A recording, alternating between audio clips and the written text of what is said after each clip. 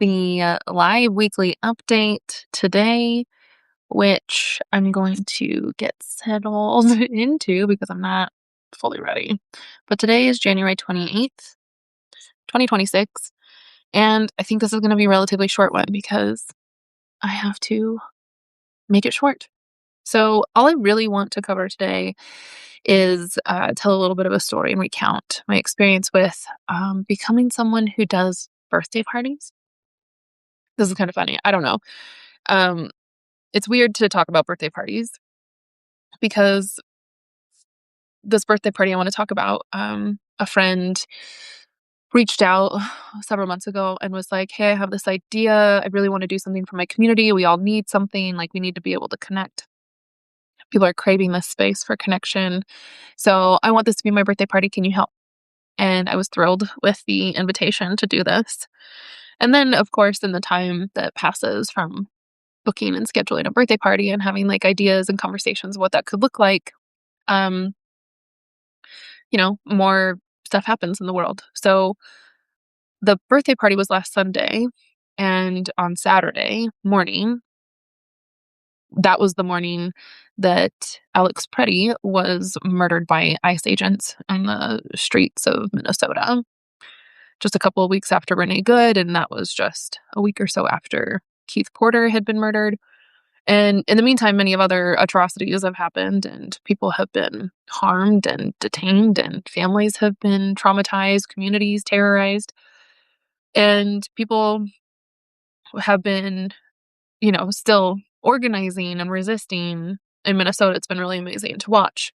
Um, and we have these realities that are facing us. So I want to be really clear that when I'm talking about things like birthday parties or even the last week's update that I was talking about, heated rivalry and like social media and art and culture and how to connect and share, like I don't want these things to seem insensitive to the grave realities and pain and harm and violence that's happening.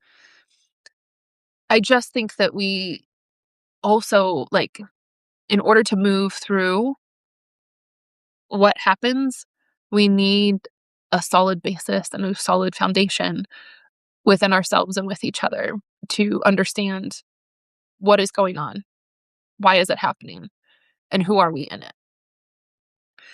So ideally, of course, I would want us to be able to live in a world where we can connect and celebrate and build community from a place of just joy and celebration that is not even having to be considered as resistance to anything, because the basis of our community and connection is joy and celebration and friendship and all these ways of communion. But the state of the world is that now people are understanding that when we do those things, that is often a form of resistance itself, because we have to be able to do that. And so much happens when we stay together. So whether that's locally with people or virtually in a very digital kind of parasocial way, even, or on social media, which can feel superficial to a degree, the significance and the meaning that we make of what we do and how we share and what we pursue with the kind of conviction and dedication um, and commitment that is required of us, that is like our work and our responsibility. So I don't want to get all preachy on this one right now. I just want to acknowledge that whatever I'm sharing here is not with a turning away of what's happening in real time. And you could say, of course, I think what people have been learning time and time again as we go through these unfortunate, it seems like, movements of, and I don't mean that in a dismissive way, but like there have been various seasons of resistance and collectivity, collective action, and like peaks of awareness. And it's, every time that there's a new awakening of sorts from the masses once more, there's still the people who are frustrated and being like, where have you been this whole time? This isn't new. And there's that tension that I think is always present whenever there's this like coming to consciousness moment that happens culturally and politically. where some people are like, "Oh my gosh, now I cannot believe this is happening. This is so terrible. What are we gonna do about it?" And the people who have been surviving and resisting and enduring for decades or centuries or more, um, are met with such the naivete and surprise of those who have not been paying attention or not wanting to get involved. Um, that level of privilege, which leads to a kind of ignorance, when that suddenly is presumably shifted into consciousness and action and this desire to be involved, um, that's not just a good feeling, you know? Like the people who have been enduring and struggling for eons and a long, long time before another person's moment of awakening. Uh, it's not just like, well, yeah, welcome. Thank you for now turning on to these sorts of realities and issues and wanting to get involved. But there's also that grief and disappointment of being like, and apparently everything leading up to this was not enough to get your attention. And I think people, especially like white folks who are um, often struggling to fully comprehend the complexity and the magnitude and the long history and just like how deep these issues go, there's just a lot for people to learn. I've seen really lovely and important critical commentary coming out of speaking directly to white people. This is not also new. This happened over and over again. I'm thinking especially in 2020 when the Black Lives Matter movement was like sweeping the country and the world, and white people were suddenly like all about being anti-racist. I mean, there's just patterns, and those patterns play out on a micro level of like interactions between people. And then they play out on a macro level, which is kind of this repetitious pattern of like people becoming like enraged and infuriated and impassioned and then falling back into kind of the normalcy of things as if this is trends or fads. So I don't know. I feel like if there's something to hold on to now, which is a reframe, it's not the first time and it won't be the last that this is the message that gets kind of conveyed. It's that if you are in your process of critical consciousness, becoming aware, and wanting to align yourself and your life with political work that moves for justice and freedom and liberation, then that is a long process. And it's not something that just happens on a weekend. And it's not something that just happens um, in an election year. And it's not something that just sort of emerges because of these current conditions that we're in. Unfortunately, like I would say that the past, especially, I think I've named this numerous times now over the weeks, but in working to develop content through the space that was Liberation is Local, something that came through for me was how important our relationship to time is and the scale of time, the scale and scope of time, and what our contributions are, what our role is in that time scale. So, what that also means is that, I mean, I think there's a lot of important work for people to do to be brave enough to look back into history and see with like very clear eyes the horrors that many people lived and died through, to understand that the horrors that we're facing now are violent and iterations of similar things. So it doesn't make it unprecedented or terribly new at all.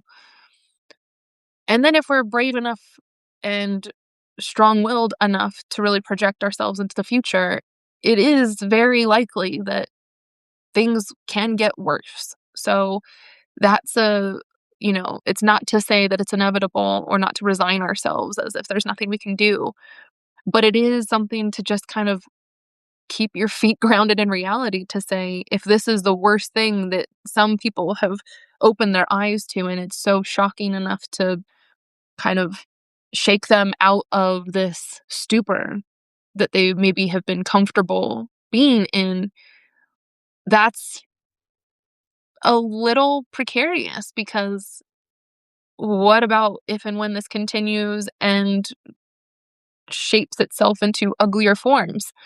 We need people who have the solidity, the clarity, the confidence, and the courage to continue moving with purpose, power, and intention with others, no matter what the conditions happen, no matter what the conditions look like or how they change. So it's actually not surprising to me that that James Baldwin quote came up again. At least it's always the case. So I'm just gonna read it again, but then I'll tell you like how and why it came through in the birthday party that we ended up doing last weekend, Radically Together. And then this is the page for the Radically Together birthday party that I ended up creating. I created this page so that people could have some reference for it. And I will, like, just so that we can have it, so you can have it. I mean, this page is available in my chat on Substack. And I'll probably, share it in other ways at some point down the future paths at whatever one I walk. But for now, I will go through this to kind of take the state of our reality right now and then help move us through a process of thinking about what we can do about it, referencing Audre Lorde, which is just following up from the past couple of weeks, with the uses of the erotic in particular, and then holding on to this quote from James Baldwin.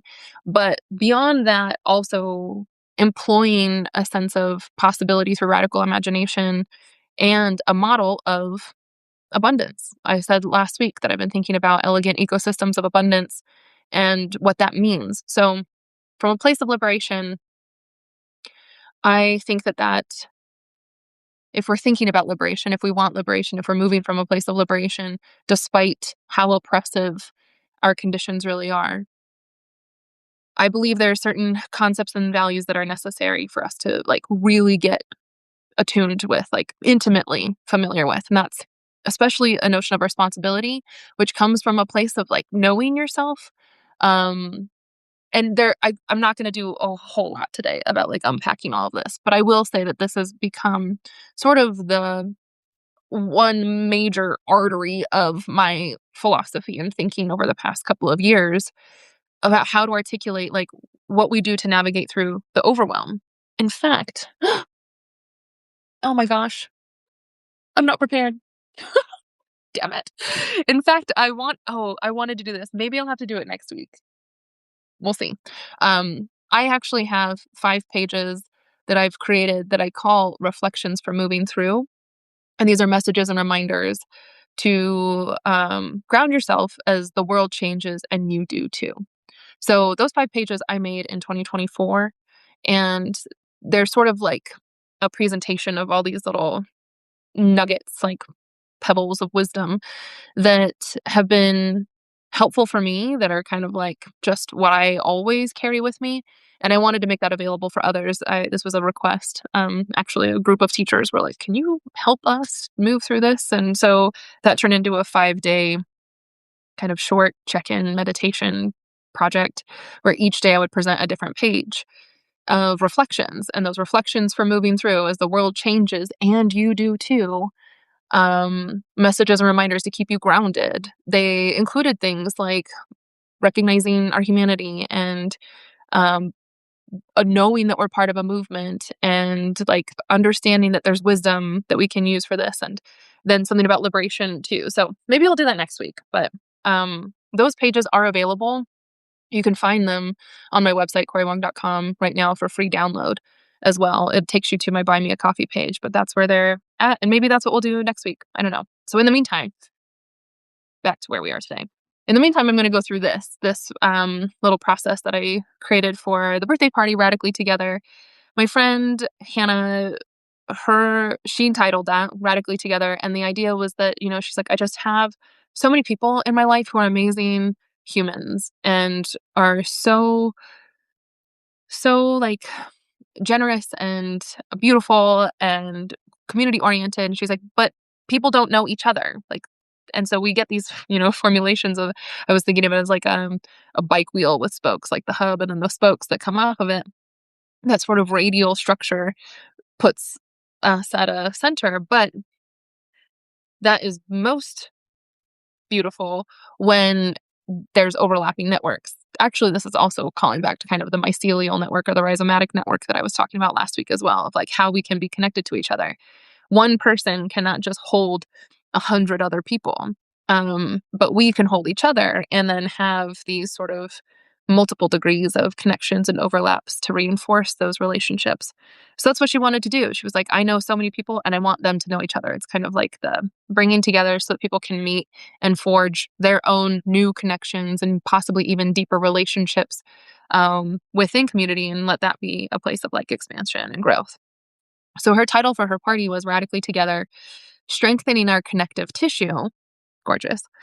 And what we hoped to do was just create a space for people to connect. Now, this is where I came in and thought, let's make this an experience container. So for an hour, we'll just try to enter into this space and co-create this bubble of possibility where we sort of get to imagine something could be different from the ways that we are forced and conditioned to engage with each other most of the time. So the vision for it, I drew a little cutie comic here.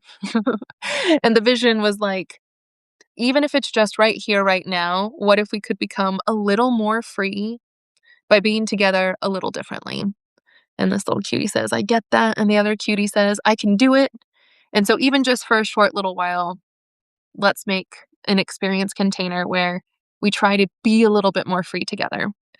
I wrote under that, just to continue articulating this vision, like, at least for a short while, no one was afraid. Everyone felt safe. There was no fear, all love. We allowed ourselves to more fully see and be seen in our gifts, strengths, talents, through our work, our role in the collective, our spiritual and political assignment, our deepest sense of self and knowing. And then we knew how to show up for and with each other as who we could be. And for me, I feel like there's a model of freedom and liberation there. One of the questions that I ask a lot is, what does liberation look and feel like? And even if that's just the beginning question to start considering, what does liberation look and feel like? Most people get to a place where, like, they'll say, when I feel like if I didn't have oppression, if I wasn't weighed down by all this prejudice or all this internalization of these negative messages, or I wasn't afraid of other people because I don't know if they're going to hurt me or not, like, all those bad things are not relevant in a place of liberation. The challenge is, so then what does it feel like? Let's positively define what liberation would look and feel like. And a lot of the time, people will say, I can relax because I feel safe and I can just authentically be who I am with others who are authentically themselves. And that's how we connect. I mean, there's more structurally, there's a lot that happens, but at least that like internal felt experiences, like just an exhale, a release of, imagine if you met each other, if we met each other where we didn't have to carry any fear and instead met each other with the skillfulness that we've muscled up in our love, our capacity to love ourselves and each other. And if we met from that energy, what would that look and feel like? And to me, in the world, what would we do with that? What would it mean? How would that go? There's an easy little portal here, like a little channel to be able to tap into, which is that, well, we meet each other in our gifts and strengths. We're still ourselves. We're still differentiated.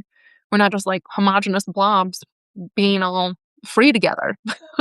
There's still distinction, and that, like, diversity, there's uniqueness, there's specificity, and differences among us, but those differences aren't causes of fear or violence or intimidation or even insecurity. Instead, those differences become like wells of possibility and creative potential and intrigue and curiosity, that we then connect around and build our communities and relationships because of. So I wanted to complete this vision to say, imagine no one was afraid, everybody felt safe, baseline, safety. And we allowed ourselves to more fully see and be seen by others. And then we knew each other as who we could be. So that's the experience container. Knowing each other and our gifts and our strengths and our talents, the best parts of ourselves, But if we actually even practice that now of seeing each other or allowing ourselves to more fully see one another and then be seen by others, that allows us to know each other and practice like being who we could be. Maybe even introducing ourselves. Like, literally, like if you don't know who you are, some people don't know who they are yet. This imaginative space of like, oh, well, what if we could do that? The consequences of that could be incredible because then we would know how to show up for each other. We would know each other and we would know how to show up for and with each other as who we could be, like who we really are. So that's the vision. Honestly, I would say that's probably like a vision for my life and most of the projects that I aspire to share and create with people is really this sense of like deep intimacy, the epistemology of intimacy. Ring a bell? Um, the epistemology of intimacy is not just what do we know about intimacy or what can intimacy itself as a mode of sharing and connecting with people reveal to us and help us learn and know about the world. But also, like, that when we know each other in a different kind of way, that is itself its own project that produces insight and truth and puts us in a different kind of relationship. One of these days, very soon, we're going to get into truth as a relationship. But all of this is still the epistemology of intimacy. Okay, let's move on. I'm really like belaboring this point. So to get us grounded, if you want to kind of like, I don't know, practice this, play back the video, sans all of my interjections, you can start with this visioning. Just imagine setting the possibility for what it would be like to meet each other a little differently in a way where we could become more free because we are meeting each other in these ways.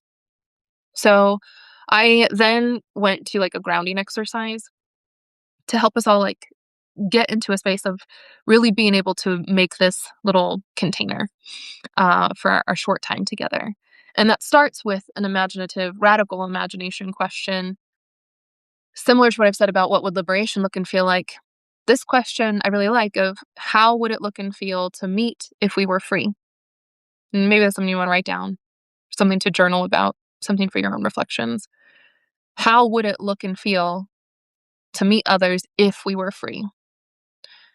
And that might become illuminating because it might be like, well, even if we don't go deep into like intense trauma dumping conversations, uh, if we were free, I could do a simple hello with a stranger and feel elevated from that.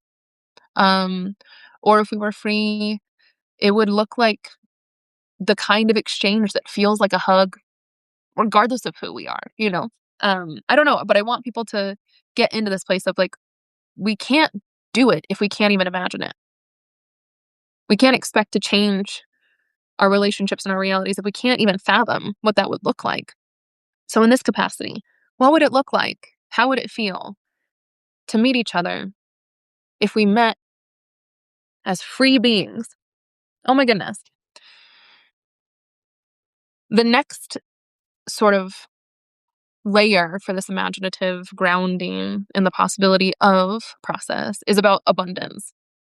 And my language around abundance has been kind of morphing just in the past several weeks. I've really been thinking about it so much more of like how to articulate what abundance really is. And so this, I think, understanding abundance and what it means, what it would look and feel like too, and what that actually like tangibly feels like is helpful. So here's what I've been saying.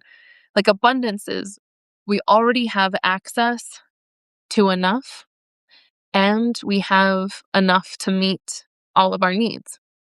So we have access and enough to meet our needs.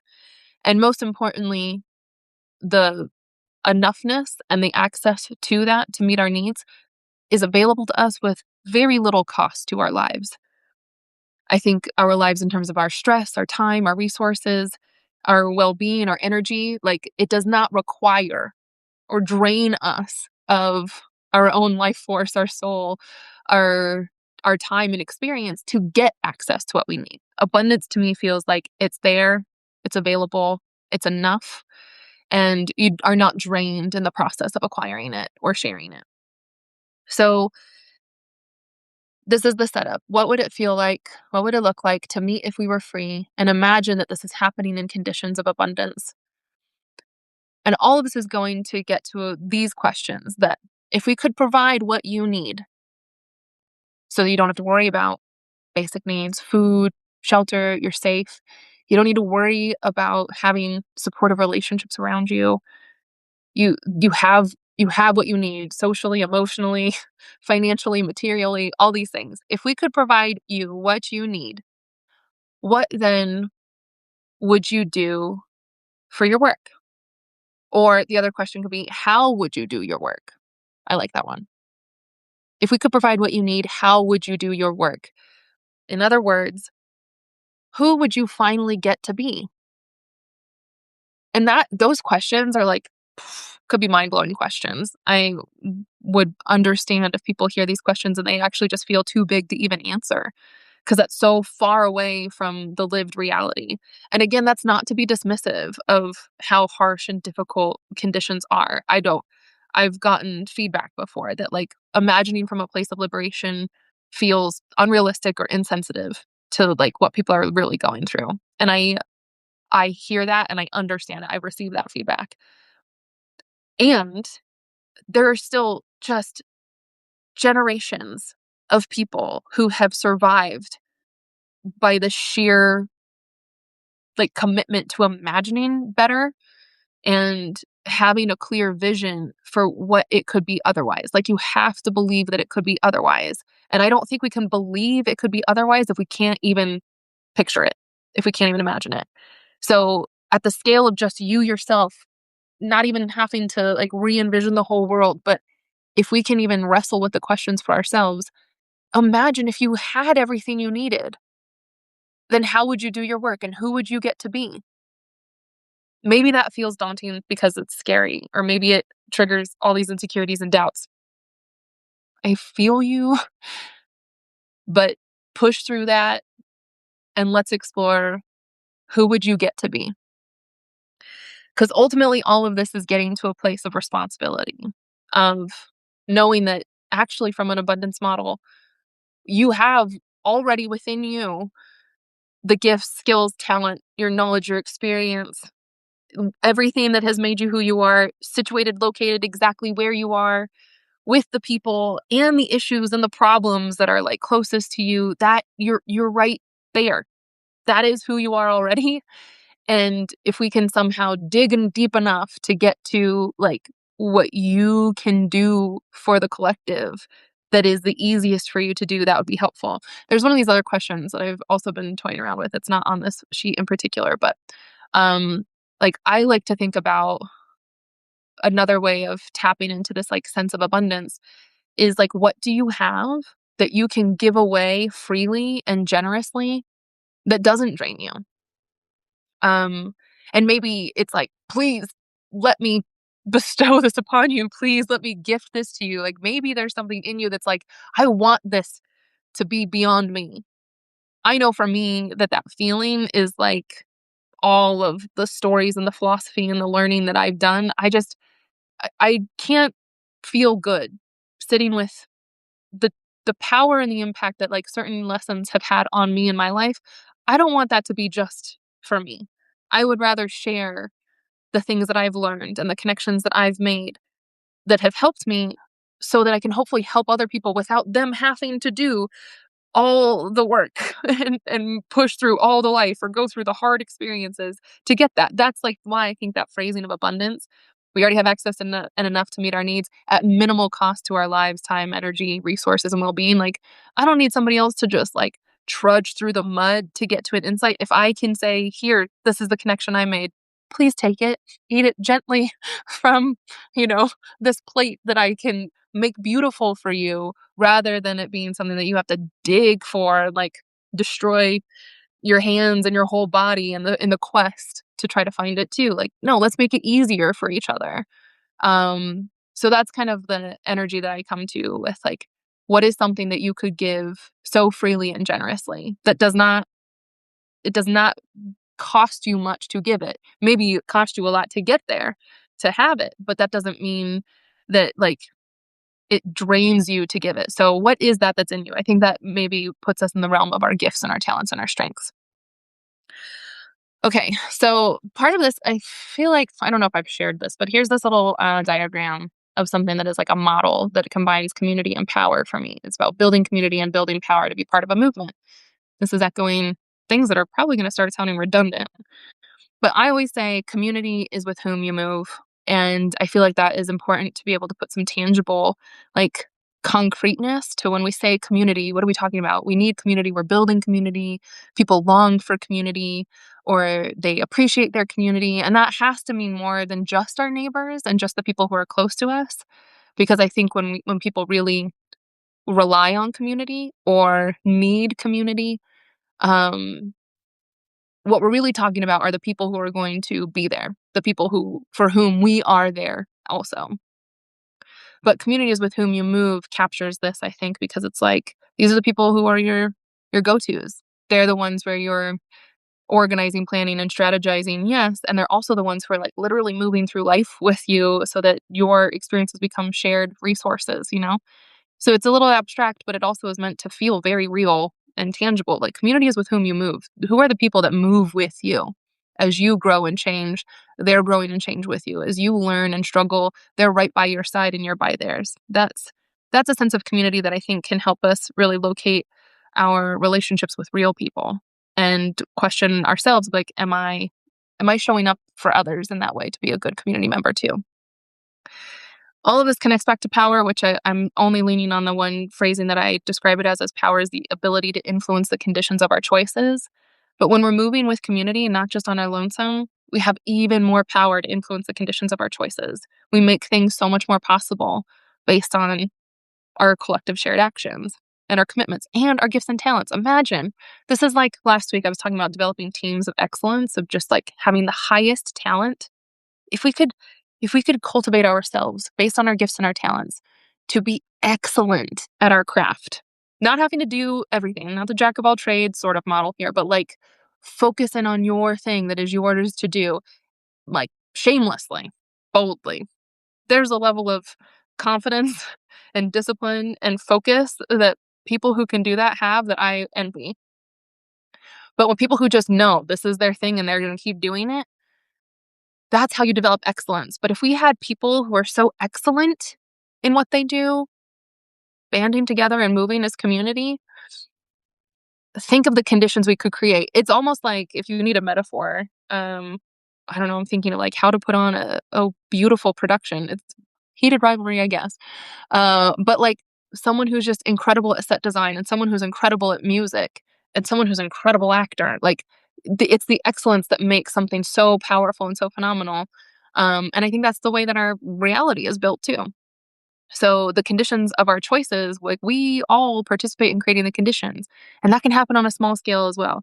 If you're from a family, for instance, where the conditions in that space were not open, supporting, and loving, so that you could feel like you could really be a little more free with one another, then you know how much the conditions influence your choices.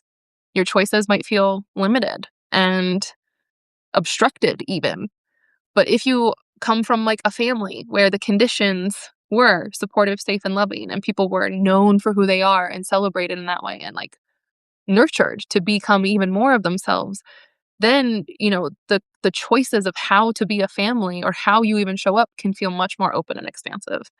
So all that is just to say that the conditions of our choices and the power that we have can shape small scale dynamics or something so large as like whole communities, states, nations, the globe. Okay, we're still grounding ourselves here in this. So we've had the vision of even if just for a little while, what if we could become more free by being together a little differently, where we feel safe? There's just no fear, all love. And imagine that we're trying to do that here from a place of abundance so that we can leave some room for this understanding of who would we get to be if we had everything that we need at minimal cost to our lives and we're with each other in that form of connecting. Build community, build power. That's like how we could build movements too. In that, I just wrote some other words that are like, then we have connection, we have access to wisdom, we would have a sense of belonging and security. There would be sharing and safety and support and probably brilliant strategies coming from all these excellent perspectives and different expertises. And there'd be reciprocity and responsibility. There'd be more, but these are just some keywords that I was thinking like this is how I feel like we should ground ourselves. And so, I mean, I was doing this last week. I will probably won't read so much of the Audre Lorde, but for sure the coincidence, the coinciding of planning for this party and spontaneously reading the uses of the erotic for last week's Wednesday live update um, really shaped things. I don't know. I'm just like I'm in the moment of the uses of the erotic right now, and hopefully you will be too. Because if I just keep mentioning it enough, that'll inspire you to finally go get Audre Lorde and read more of her texts. Think about Sister Outsider, get the book and read an essay and talk to people about it. Let it change you. I'm just going to keep harping on that because that's at least one place to start. And the uses of the erotic, again, are helpful even in thinking about this. I mean, it's just a phenomenal text. But one of my favorite ways that Audre Lorde describes the erotic as the measure between the beginnings of our sense of self and the chaos of our strongest feelings. And so if you're feeling like, oh, these questions are daunting and I do not like thinking about who I am, how am I supposed to do that? Well, that's the erotic, that space between the beginnings of our sense of self and then whatever is like the strongest feelings and all the chaos that we've got deep down inside of us. I think that why I love Audre Lorde's use of the erotic is because it basically is kind of pointing us in the direction of being able to say that stuff that you can feel, that you have a felt sense for, but have not been able to articulate is precisely where the erotic exists. And so while Audre Lorde is pointing us in the direction of how to understand the erotic, it's our job to like get in there then and like be in the depths of that chaos of our strongest feeling and emerge with the erotic so that we can really leverage it as the creative power that she talks about it being. Um, she also says this, I did say this last week, but I'll read it again, that the erotic is the bridge which connects the spiritual and the political. That's my introduction. The bridge which connects the spiritual and the political is formed by the erotic, the sensual, those physical, emotional, and psychic expressions of what is deepest and strongest and richest within each of us being shared, the passions of love and its deepest meanings. She goes on and on about this, like, even last week, I guess I am reading these quotes. Last week, she also talked, or I read the part where she talks about the erotic provides the power which comes from sharing deeply any pursuit with another person. And there's joy in the sharing of that pursuit. And she says it could be intellectual, it could be painting a fence, it could be writing a poem, it could be making love, it could be joining a protest and like organizing how to save people. Like the shared pursuit with that level of intensity, with that level of excellence, with that level of deep feeling is going to be a source of joy that connects us. And she says that that's the passions of love, its deepest meaning, and can be the basis for understanding. Like it forms a bridge, and it can be the basis for understanding what is not shared between them and lessens our threat of their difference. Um, and then this will be maybe, no, I'm not going to say it's going to be the last. I can't do that. But within the celebration of the erotic in all of our endeavors, Audrey says, my work becomes a conscious decision, a longed for bed which I enter gratefully and from which I rise up empowered. And I really emphasize in this note that my work becomes a conscious decision because there's this sort of inherent relationship to becoming in touch with the erotic, the beginnings of our sense of self, and the chaos of our strongest feelings. If you can get into this place of the erotic, then that like sort of necessarily forces this connection of being very conscious about what you do with it and our work. So I'm not saying that as like, how we typically meet each other these days of like, what do you do for work? What's your job? That's not a way to introduce each other. Even though it sounds similar, that I'm like, imagine if we were free, how would you do your work? Who do you finally get to be?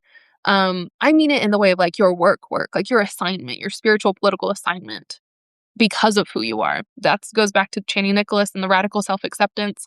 Her book literally is titled, You Were Born for This. And for me, I always put that in terms of, like, become who you are. Like, you are you already. Go forth even more. Be brilliant. Be bold. Be beautiful in who you are. Um, and, I was on a walk yesterday. This is just me, like, riffing right now, but I was on a walk and thinking about Audre Lorde and the Master's Tools, which, again, I've already had beef with and said that, like, it's a shame that that's the essay that most people know Audre Lorde from. But, I mean, it's a beautiful text too. And one of the key points is that we have to be able to engage with our differences in a way that are not like the Master's Tools differences that divide and categorize us and make us afraid of each other. We can't just replicate that sort of thing. But, Audre Lorde also says, like, differences are what creates that creative spark between us. And this is the political potential that we need more than anything. And I appreciate that because when I'm putting these side by side with the use of the erotic, the differences in us, it's not the differences in terms of our, racialization from systems of power and supremacy and domination. Like, the differences that oppressive systems assign to us that then dictate how we often relate to one another are not the differences that I believe even maybe Audre Lorde is talking about. She says that the erotic can become a bridge and a basis for understanding much of what is not shared between them and lessens their thread of difference. That sounds like, yeah, like, how do you get people of color and white people to get along? How do you bridge this gap of lived experience when some people have so much privilege and so many people have, like, just really oppressive lives, like, that are so unjust and unfair? That has limitations that we've seen people fall into all the time in terms of, like, saviorism or tokenism or whatever. Like, people get all weird and it gets creepy about it. If people are like, I just want to learn about you so I can feel like a better person. That's not what we're talking about here in terms of our differences. How to lessen the threat of our difference and understand what is not shared between us. If we think about it even from a place of liberation, why am I doing this? I don't know. This is just how my head needs to be held right now. If we're doing this and imagining from a place of liberation, you get to be free. We have what we need. You have your own gifts and talents, your own excellence. Who would you finally get to be? How would you do your work? Hopefully, those are different answers. Like, the way that you say that should be different. So I am, like, really starting to deepen my appreciation for difference here, as when Audre Lorde says difference is the basis of the creative spark and the power for our politics. Yes. Yes, just as if, like, biodiversity is crucial for a thriving environment. That habitats are more rich and lush and abundant when we have more. Like, it's not just to have the melting pot of diversity because it's prettier and more colorful, but there's something about, like, let us actually own that so much that we are not afraid to differentiate ourselves any longer by being wholly who we are. That, in a way, is, like, totally separate. It doesn't even have to be because of the political identity categories that are put on us. And I'm not saying we can, like, ignore that. That's real, that's relevant, and influences a lot in our lives and our experiences. But the core of the matter is that, like, if we're only looking, this is what I think Audre Lorde was getting at with the Master's Tools. If we're only looking at those identity categories that have been like, put onto us from oppressive systems, then we're going to miss the real sea of possibility here by thinking about how our differences in who we are, like the erotic differences in who we are, that is what we need to be tapping into. And maybe if we tap into that enough, it might even be able to help us navigate these identity politics differences with a little bit more sophistication, wisdom, I don't know, clarity, grace, who knows? Anyway, I hope that was clear. This is why it's important to know who you are and work on really cultivating yourself. Ugh, I'm struggling with this too because I really fear, like, why does it feel so precarious to say this? Um, we are, like, so conditioned to move in these directions of, like, oh my God, what I'm saying is not individualism. I hope that's obvious, but it can quickly be, misinterpreted or approached from a way that is like hyper individualism. No, that's not what I'm talking about. If anybody who says that or thinks that, like, you're missing the point. Okay, I'm not gonna go there right now. All right, so here were some in the process of creating this container. Wow, I'm like really doing a lot of context and not a lot of the flow. I had everybody kind of circle up and then just kind of do the imagination, the vision, and the grounding exercises. And then I read a couple key lines from Audre Lorde. And actually, now I'm going to read one more, which is from Eye to Eye. It's a different essay in Sister Outsider, not the use of the erotic, not the master's tools. But this one, I think, really captures sort of the power of being able to meet if we are free by knowing who we are and knowing each other as who we are, you and me, knowing others. Okay, this is the quote. To search for power within myself means I must be willing to move through being afraid to whatever lies beyond. Nothing I accept about myself can be used against me to diminish me. I am who I am, doing what I came to do, acting upon you like a drug or a chisel to remind you of your meanness as I discover you in myself. That last line might make it sound a little confusing of like, well, wait, are we different or are you me and I'm you? Don't get hung up on the details.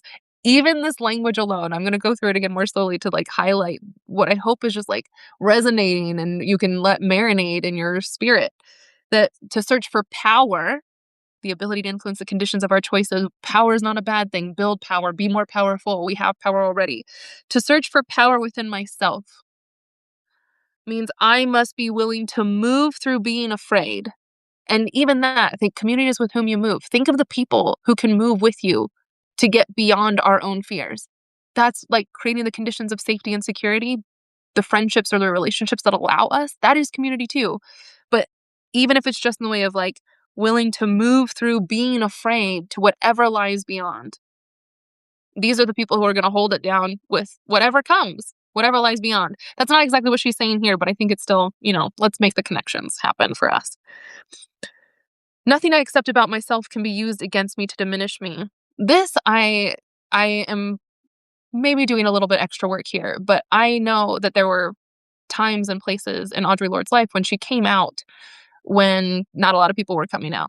So to out oneself as gay is a sort of defiant act of, you might say resistance, you might say freedom. But I know that there are other places where she talks about like coming out as gay was helpful because then nothing I accept about myself can be used against me to diminish me. So all the things that we might hide about ourselves are tools that can be used against us to keep us small. So like I might be the most unfiltered form of myself and be like, that was a lot. Why does Cori talk so much? It's kind of egregious. Like, yeah, I know. Or, the stuff that like people maybe don't understand or would otherwise criticize, if I internalize that in a way that then I silence myself because of it, that's only doing the work of the oppressive systems. So if we can even accept the things about ourselves that others would say that, in a derogatory kind of way, then maybe that's stepping more into our power too. I'm just trying to keep this like personal and relevant, but like someone might say, this is a true story. I'm going to open up. I'm going to be a little more vulnerable right now.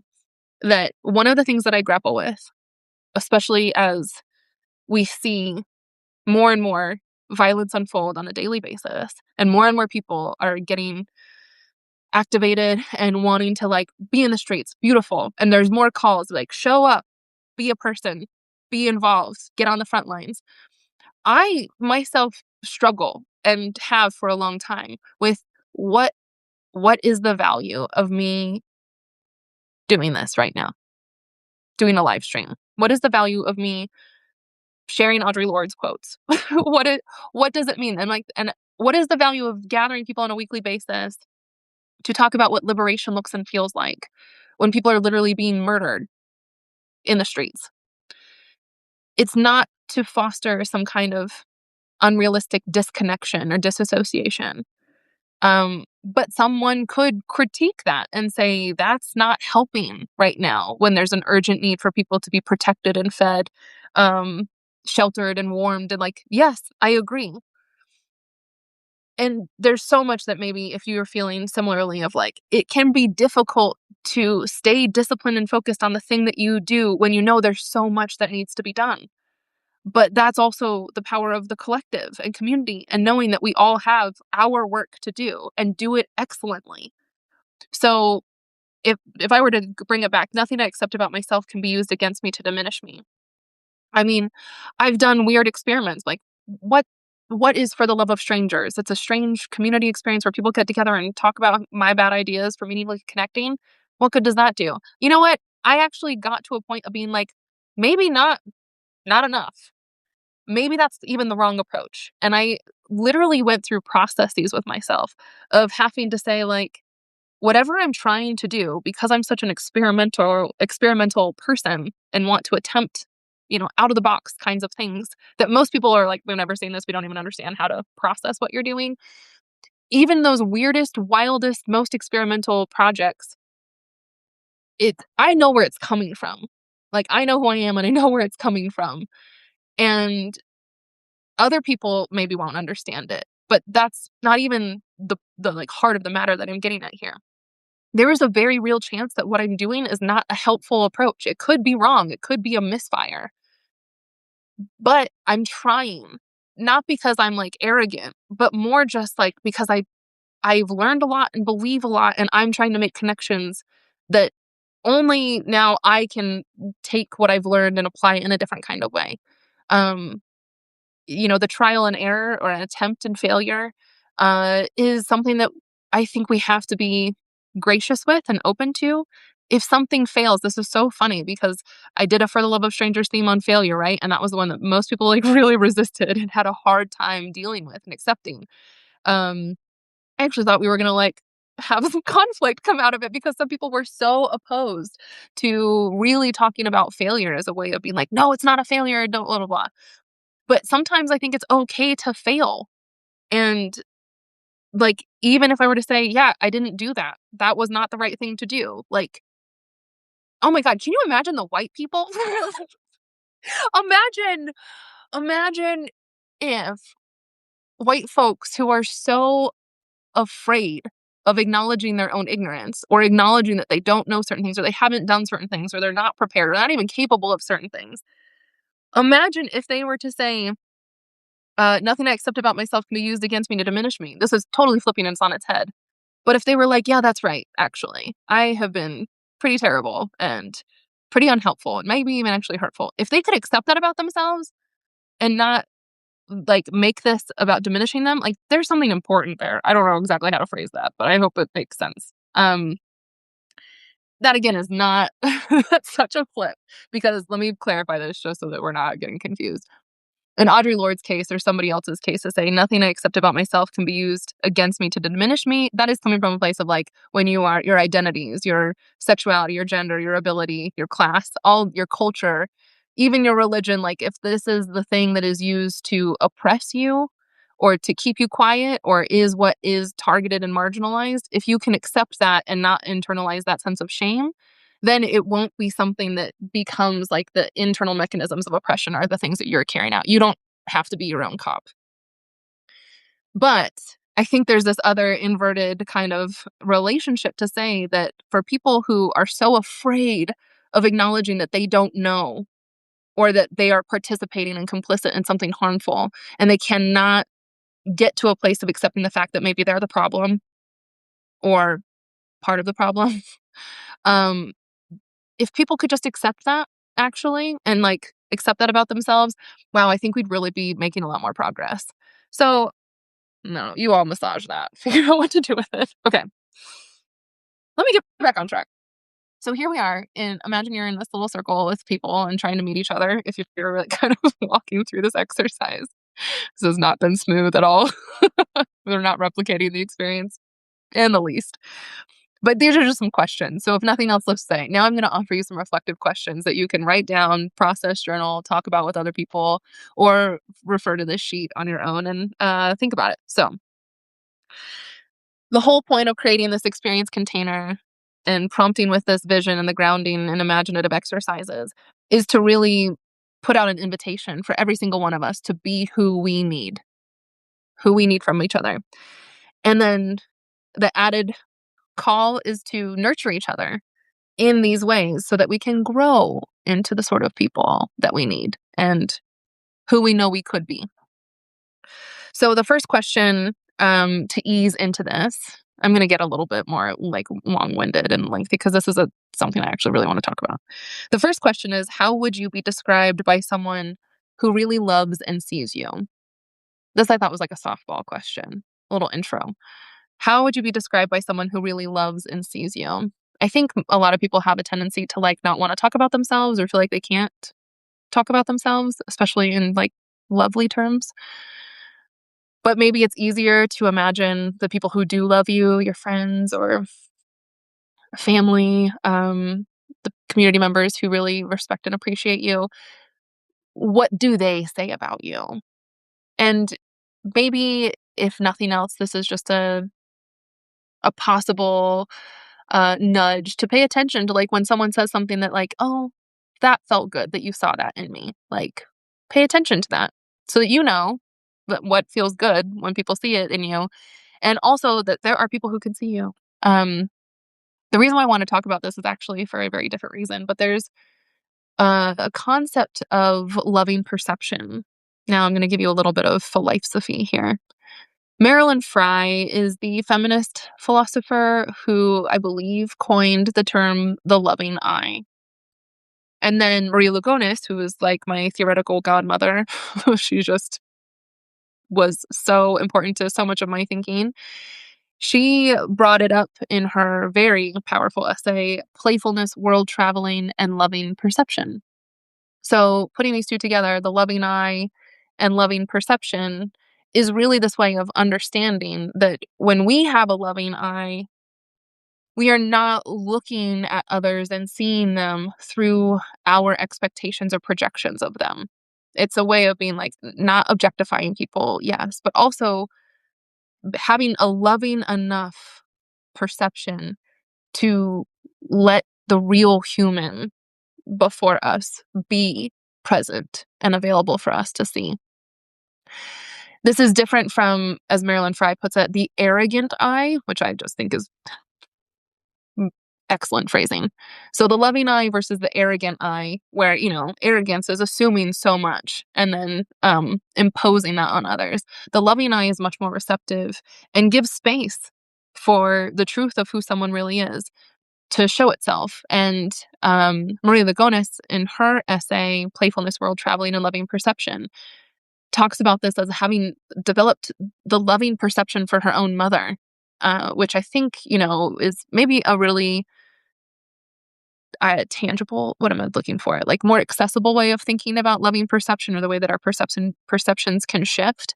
And like a classic case, I think, this isn't necessarily exactly what Maria Lugonis was talking about, but I was just recalling a time recently, like I think it was 2020, when I started to see my father as a son, not my son, but the son of his parents. So instead of him being my father, and the relationship and the perception, maybe arrogant or loving, probably a mix of both, I was trying to move more into a place of loving perception of my father, not just because of how I know him as my dad, but as to see him in this like new circumstance and in these different kinds of interactions where what I was witnessing was him being a son to his parents.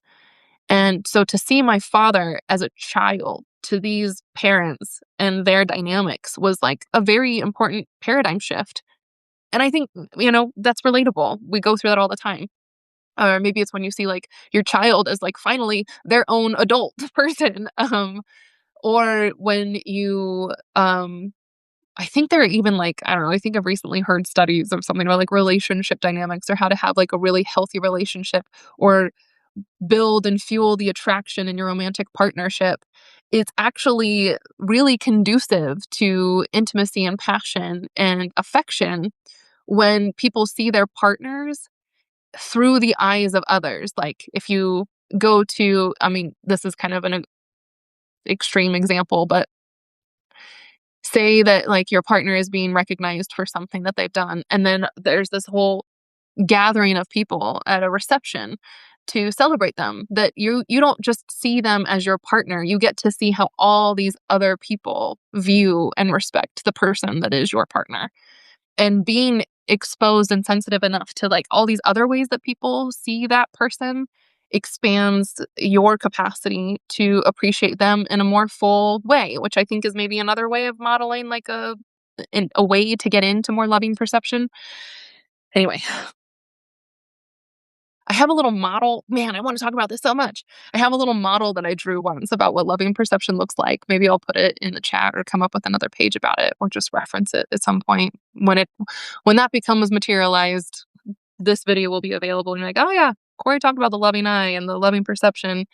And for me, it's actually also about like the work that one has to do to be able to get to this ability to see someone. So I like to ask the questions of folks of like, how would you like to be seen by the most loving eye? I think it's a sweet question to ask somebody. Maybe I'll just ask you that right now. How would you like to be seen by the most loving eye? Like, what parts of you would someone who really loves you be appreciated? Do you know those parts? And then the other piece from my perspective would be like, I have to do my own work to be able to see you in that way, to develop my ability to perceive that, which is moving from arrogance into a loving perception. Okay, I'm getting really wordy, but it's just because I like that idea of loving perception. Next question. Next question is channeling more of Audre Lorde's The Erotic. What in you longs to be more fully expressed? So imagine, with the abundance and support of community, who would you be at your most powerful and least afraid?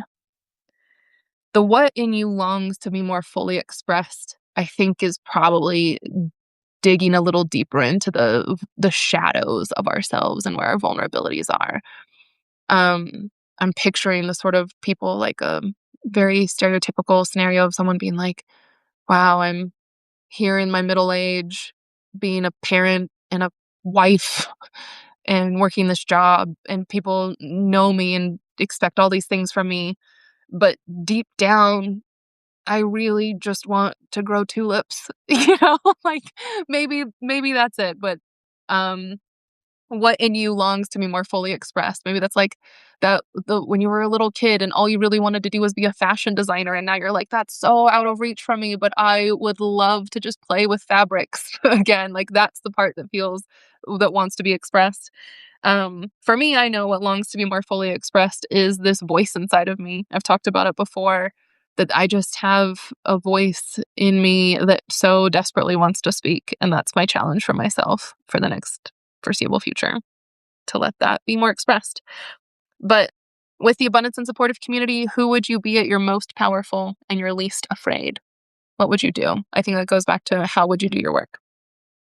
Okay, now finally, the third question before I get into it. This is where the James Baldwin quote comes back into play. I'm going to talk about this because it's still that relationship between power and knowing oneself enough to be able to meet each other and see each other in these ways. Imagine, then we knew each other, how to show up for and with each other as who we could be. So the Baldwin quote is coming from the interview that I reference all the time of James Baldwin and Nikki Giovanni, 1971 in London. You can find it on YouTube. The first 35 minutes or so are powerful. The rest is very interesting too, but so much happens in the first 35 minutes, and including this little exchange. So I'm just saying what James Baldwin wrote, or what he expressed. And he says, power without some sense of oneself is assuming another kind of instability. He's specifically talking about if Black people do not know who they are and gain more power, then they risk basically becoming what white people have done. Sort of racial oppressors. So power without some sense of oneself is assuming another kind of instability. He says, I also accept this, that danger is not up to me to tell anybody how to run. I can only speak as what I am.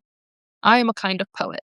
And if I'm a kind of poet, then I am responsible for my own point of view to the people who produced me and the people who will come after me.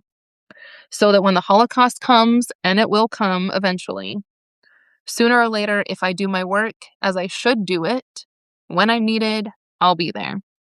That was the line that shook me forever and always.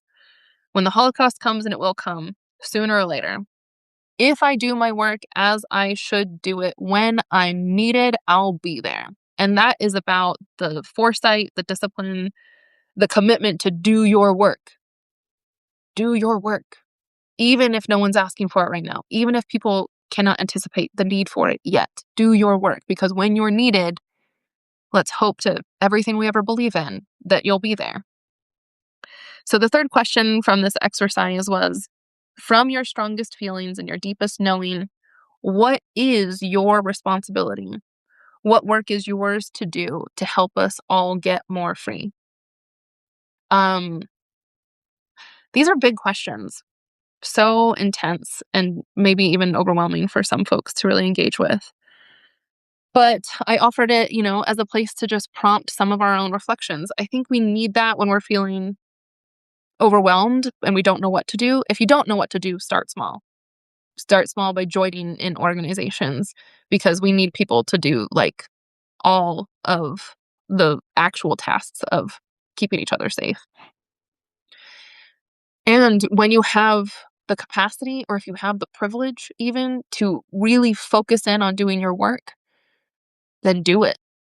That's the other piece. Like, if you know what your work is and you could make the conditions possible for you to pursue it, do it.